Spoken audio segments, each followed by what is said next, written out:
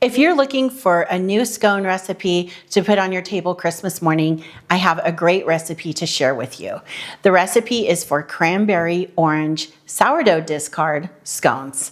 Welcome back to Nancy's Homestyle Kitchen, where I show you how to make real food with simple ingredients and no pressure to be perfect. So I was searching for a recipe to use up sourdough discard, and I came across this recipe on Amy Bakes Bread's website.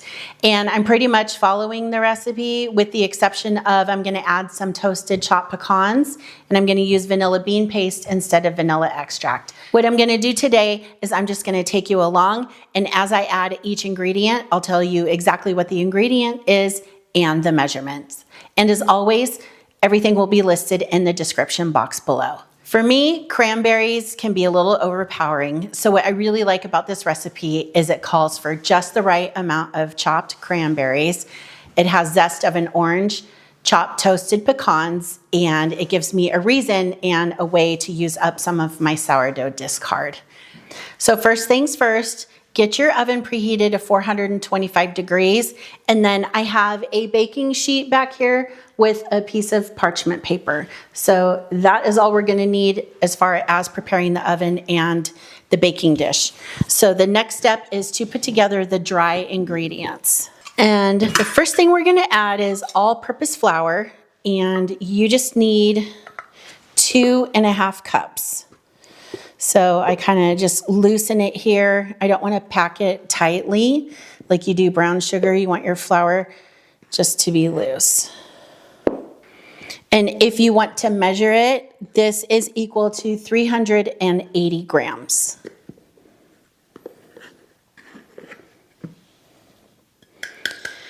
Okay, so there's the flour. And now we need 1/3 cup of just regular white sugar. And so this is 65 grams of white sugar, or 1/3 of a cup. And then we need 1 tablespoon or 13 grams of baking powder.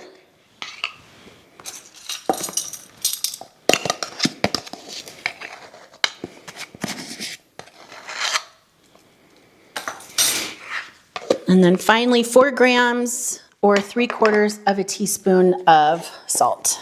And I just like this fine sea salt for baking. It's pretty much my go-to for baked goods. And I'm gonna do 3/4 of a teaspoon, 4 grams. Okay, then we just wanna whisk this together to get everything mixed and incorporated evenly. Okay, I'm gonna push this over to the side. And let's get out our butter. I need 8 tablespoons or 113 grams of unsalted butter that is cold. So I'm gonna grab it out of the refrigerator. So 8 tablespoons of unsalted butter is 1/2 cup or 1 cube. And then we just want it to be cold because we're gonna grate it. So just turn it over and just grate all your butter.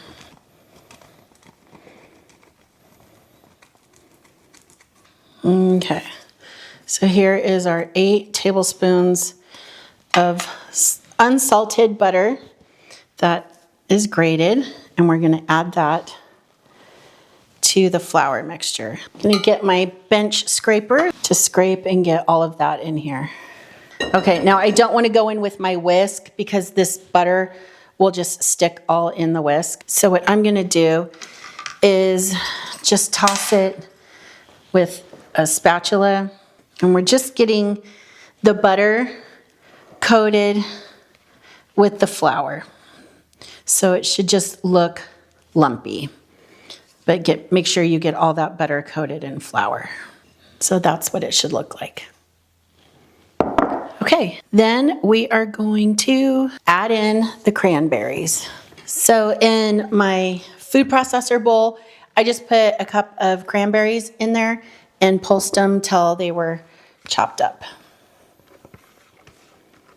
If you don't have a food processor, you can just chop them up with, just by hand with a knife.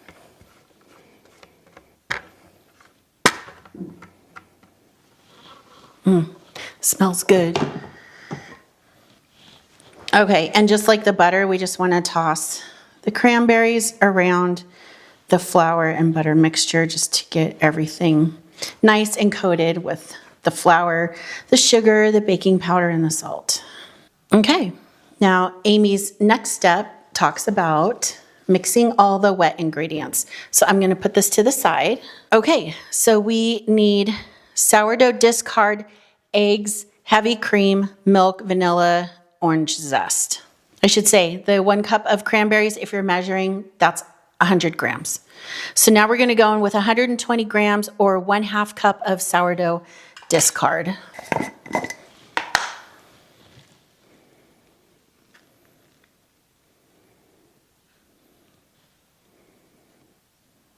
Just get a nice level measure. There's the discard. And then we need 2 large eggs. So I have already cracked some eggs in a bowl. So we'll get that in. And then 1/4 cup or 60 grams of heavy cream.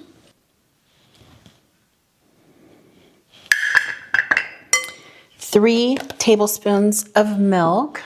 So 3 tablespoons is equivalent to 40 grams. And then 1 teaspoon or 4 grams of vanilla extract.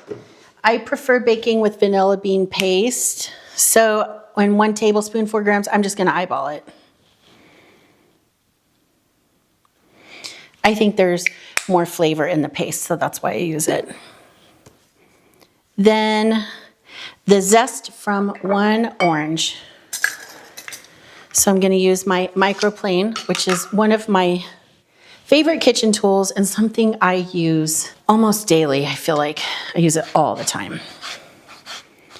So we want the zest from this orange, and then we're gonna hold back 1 teaspoon to add to the glaze. Okay, so get that in there. Let me measure out a teaspoon of orange zest for the glaze. You know what? This whole thing is like a teaspoon. I have another orange. I'm gonna add some more. Maybe when it calls for a large orange, it needs to be larger than this.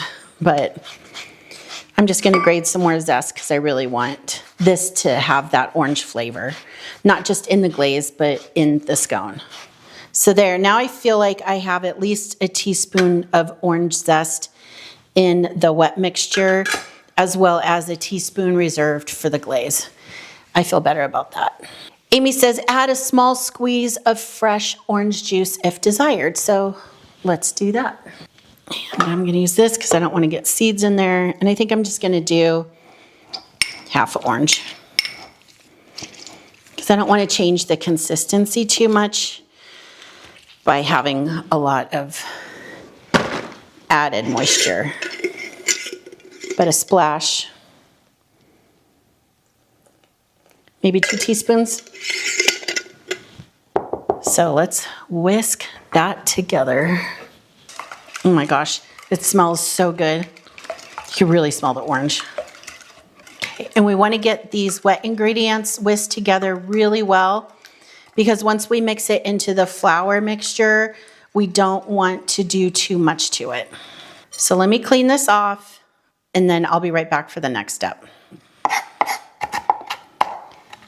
I got everything cleaned up, and I'm just chopping up these toasted pecans so I can add them to our dry ingredients before I pour in the liquid ingredients. And to toast these, when the oven was at 425 degrees, when it was fully preheated, I just threw these on a single layer on a baking sheet and put them in the oven for about 5 minutes. And it really just makes the flavor of the pecans so much better. I'm gonna measure this for you guys so we can see what we have. Okay, so this is a 1/3 cup. 1.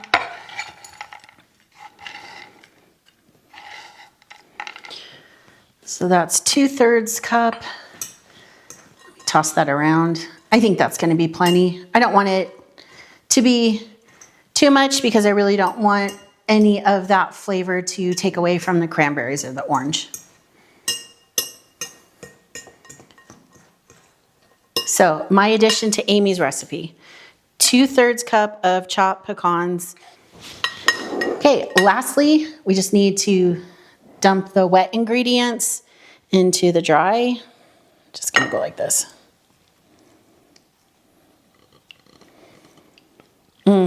I see orange zest and the little flakes of, or flecks of vanilla bean in there from that vanilla bean paste.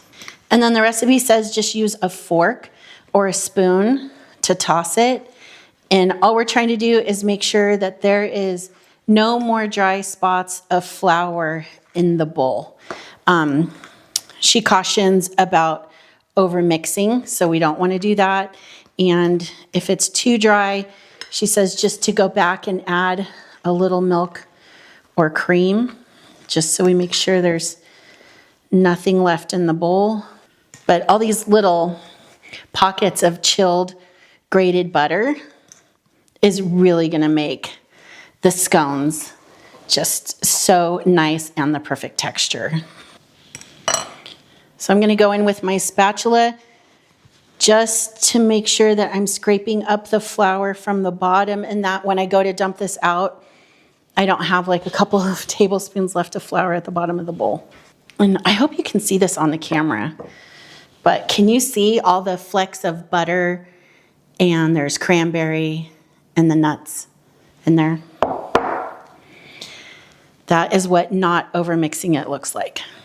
Now we are turning the dough out onto a piece of parchment paper, because what we're gonna do is flatten this into a 1-inch disc, and then we'll cut that into 1/8, and that will be the scones. I'm gonna put a little bit of flour on my hands, and a little bit up top isn't gonna hurt, but I just want to be able to get this pressed out into a disc. And just kind of use your hands and shape it as best as you can.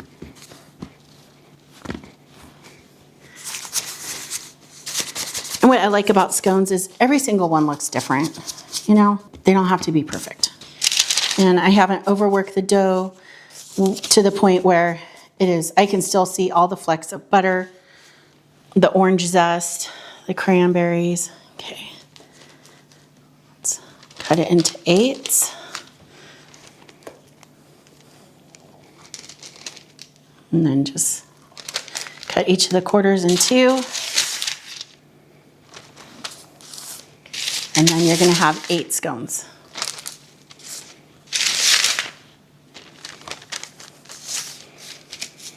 Now, we need to separate these.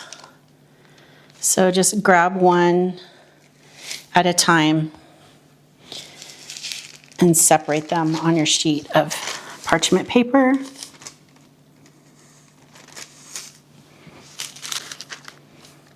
And you can see I have some larger ones, some smaller ones, not a big deal. Okay, here we have all of our scones and they're separated. I'm gonna go ahead and put them in the oven, and we're gonna bake them 12 to 15 minutes until they're nice and crispy around the edges. These cook for 12 to 15 minutes. I set my timer for 12 minutes, checked them. I didn't feel like they were golden enough, so I left them in for another 3 minutes. So 15 minutes, and let's go ahead and take them out.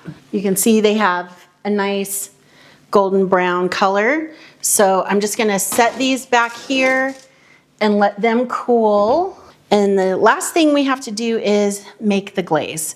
So for the glaze, I'm gonna do 1 tablespoon of heavy cream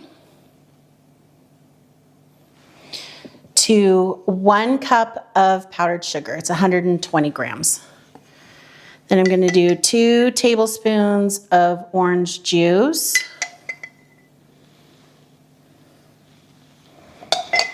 And here is that teaspoon of orange zest that I held back. And let's just whisk it up. It has a nice light orange color. And yeah, you can smell the orange. This doesn't really get any easier than this. So there we go. A nice creamy orange glaze. So I'm just gonna let this sit and these cool, and when they're cool enough, I'll come back and we'll glaze the top and then we'll be ready to go.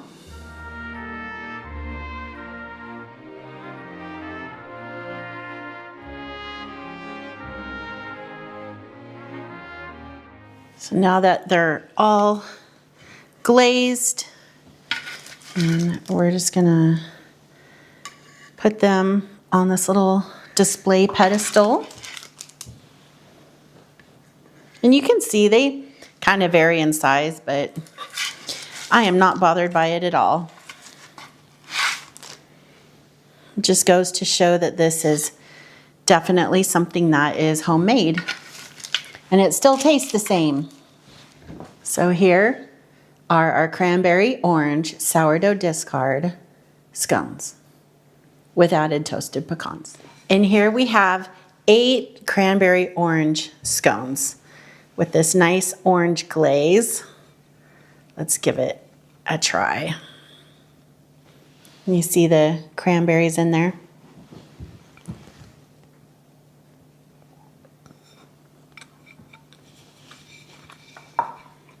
That glaze, very orangey. And again, as I said before, it's not too strong on the cranberry. It's just enough for me. A little bit of cranberry goes a long way.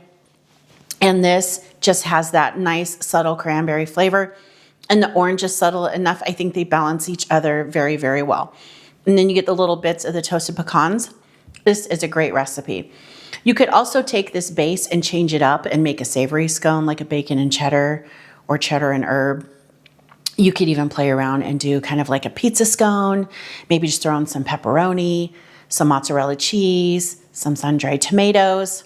And then of course you could always switch it out to do like blueberry or multiple berry scone. Or if you're just not a fan of cranberry, switch out the cranberry in this recipe for some mini chocolate chips. Any way you do it, I think this is a winner recipe. It's great to use up that sourdough discard. This is something that's perfect for your holidays, for brunch or for breakfast, and I hope you give it a try. If you like this content, please give me a like, consider subscribing, and I will be back next week with another recipe from my kitchen.